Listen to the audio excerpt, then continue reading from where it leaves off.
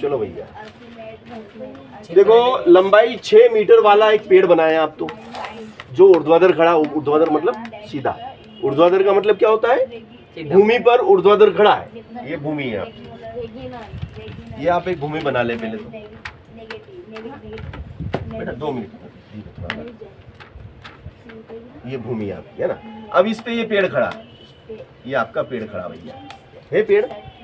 आप चाहे तो इसको ऐसे ऐसे पेड़ बना लो, अब जैसे आपको आए पेंटिंग करना, मेरे को नहीं आती, मैं तो इसे बनाऊंगा। और यहाँ सूरज दिखा दो, यहाँ लिख दो सन, और ये धूप दिखा दो, दिखा दी धूप। अब भैया इसकी छाया बनेगी, धरती पे बनेगी छाया, कितनी है 4 मीटर। इसकी ऊंचाई कितनी, पेड़ की ऊंचाई कितनी है 6 मीटर लंबाई वाला एक ऊर्ध्वाधर पेड़ है, ये 6 मीटर, 6 मीटर है पेड़। अब छाया बनी, ये छाया बनी, ये 4 मीटर। तो ये ए, ये बी और ये सी, त्रिभुज बन गया कि नहीं बन गया? देखो ये तो ऊंचाई होगी, ये आधार हो गया, आधार यानी छाया, ये उसकी छाया, ये कण हो गया, और ये कण हो गया। जाता है आगे पास में। उसी समय ये कहता, उसी समय एक मीनार भी है, ये मीनार मान लो,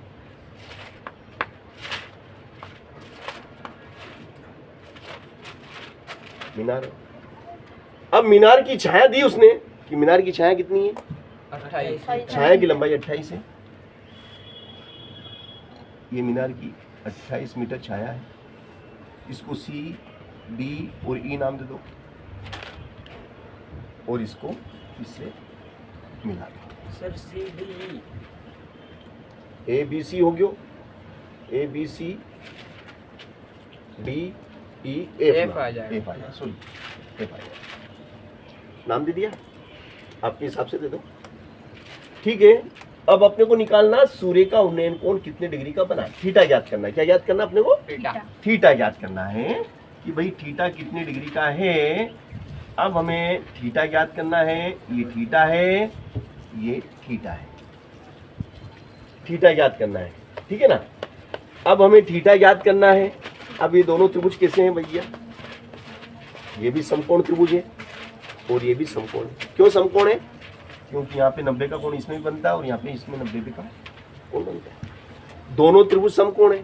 और दुनिया में जितने भी समकोण त्रिभुज हैं इस दुनिया में, चाहे वो अमेरिका में हो या जापान में हो या भारत में हो, जितने भी समकोण त्रिभुज होते हैं वो कैसे होते हैं? वो समरूप होते हैं। कैसे होते हैं? समरूप।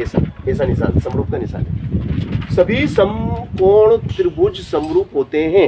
यहाँ लिखेंगे आप, चूंकि त्रिभुज ABC समरूप है, त्रिभुज DEF ये समरूप का निशान। ये दोनों त्रिभुज समरूप है, इसलिए इनकी संगत भुजाएं समानुपाती होंगी। क्योंकि समरूप त्रिभुज की विशेषताएं हैं। समरूप त्रिभुज की 2 विशेषताएं लिखने के लिए परीक्षा में आता है 2 नंबर में।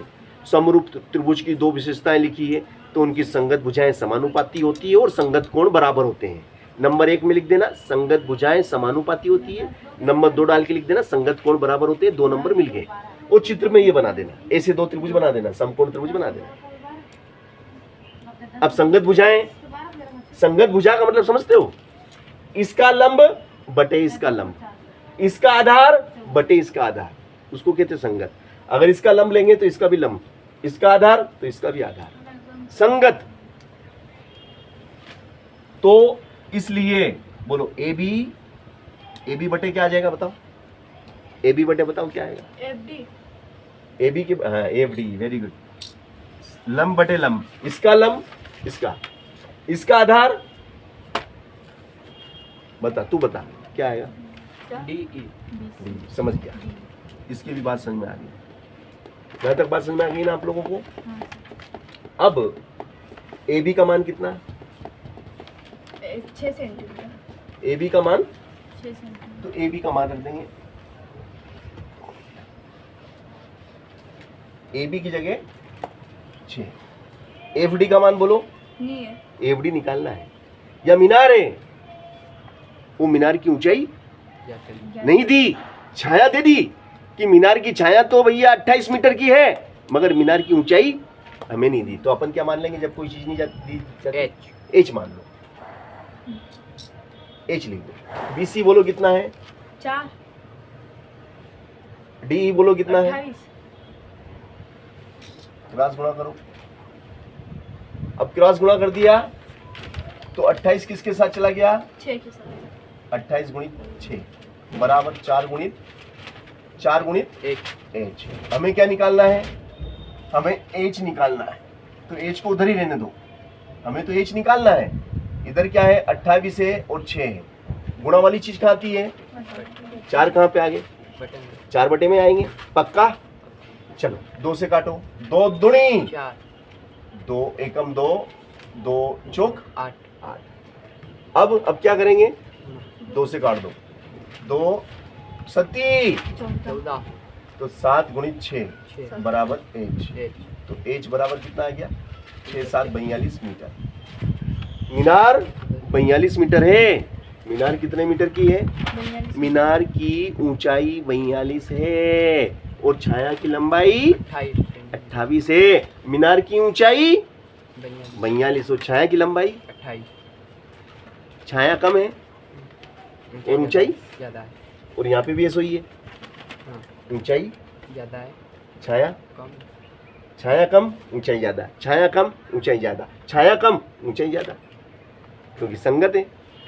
इधर जैसा होगा इधर ऐसा होगा, क्योंकि सूर्य का उन्नयन कोण दोनों के लिए समान है। इधर थीटा तो इधर भी थीटा, समझ गए ना? तो ये बहुत महत्वपूर्ण सवाल मगर कठिन सवाल